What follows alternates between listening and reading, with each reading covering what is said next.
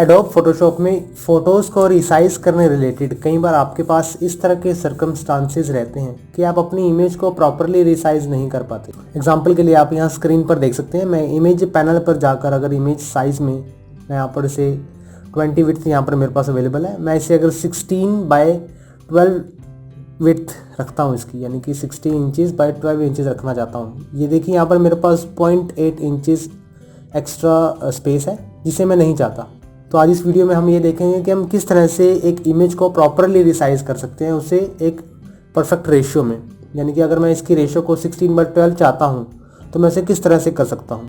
ऐसा करने के लिए आप इस बटन को अगर आप ऑफ करें तब तो आप डायरेक्टली एक इमेज को 12 इंचज़ में कन्वर्ट कर सकते हैं, लेकिन ऐसा करने पर आपकी इमेजेस की क्वालिटी और उसकी हाइट या विड्थ पर इफेक्ट पड़ता है। मैं इसको ज़्यादा करके आपको इस पर इफेक्ट दिखा देता हूँ। अगर मैं इसे 30 पिक्सल्स रखता हूँ, 30 इंचज़, तो आप देख सकते हैं इमेज किस तरह से स्ट्रेचन हो गई है, जो कि बिल्कुल भी सही नहीं। मुझे इस इमेज को प्रॉपरली रिसाइज करने के लिए, इसे प्रॉपर रेशियो देने के लिए क्रॉप टूल की हेल्प लेनी होगी। अभी के लिए इसे कैंसिल करता हूँ। क्रॉप टूल को सिलेक्ट करने के बाद मैं यहाँ पर इसे रीसेट करता हूँ। रीसेट टूल रीसेट करने से आपके जितने भी रेशियो का जो डिवाइडेशन होगा तो वो इंडिपेंडेंटली उसमें कन्वर्ट हो जाएगी, रीसेट हो जाएगी, जिसे आप इंडिपेंडेंटली चेंज कर सकते हैं। अभी के लिए इसे रिसाइज कर लेता हूँ, चेंज कर लेता हूँ। क्रॉप टूल में जाने के बाद इसे रीसेट करेंगे एंड देन रेशियो में मैं यहाँ सेलेक्ट करता हूँ हाइट, विड्थ एंड रेजोल्यूशन। इसमें मैं अपनी इमेज को प्रॉपरली विड्थ, उसकी प्रॉपरली हाइट और उसके रेजोल्यूशन यानी कि पिक्सल्स पर इंच को मैं मैनेज कर पाऊँगा। तो मैं यहाँ पे 16 इंचज़ की मैं इसकी विड्थ रखना चाहता हूँ एंड जो हाइट रहेगी, इस टैब से इस टैब में जाने के लिए अपने कीबोर्ड पर टैब की को प्रेस करूँगा। उसके बाद मैं डायरेक्टली अगले पैनल में, अगले सेक्शन में चला जाऊँगा एंड देन यहाँ पे मैं 12 सेलेक्ट करता हूँ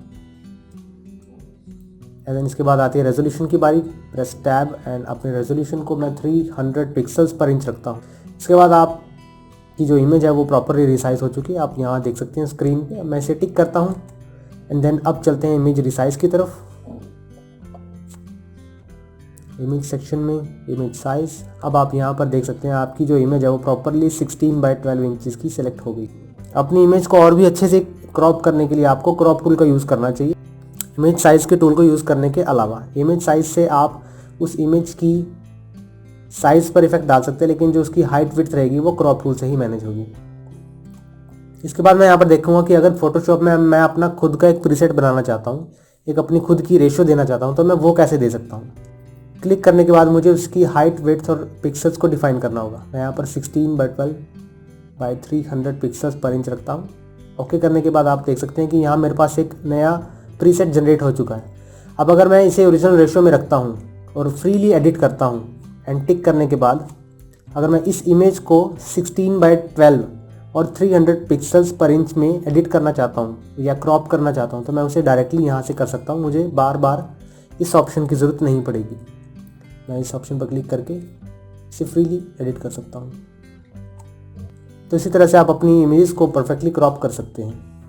आगे की वीडियो में हम देखेंगे कि हम किस तरह से अपने कैनवस साइज़ को इंक्रीज़ कर सकते हैं, यानी कि जिस वर्कस्पेस में हम काम कर रहे हैं हम अगर उस वर्कस्पेस को ही बढ़ाना चाहते हैं तो किस तरह से बढ़ा सकते हैं, इसके बारे में अगली वीडियो में देखेंगे।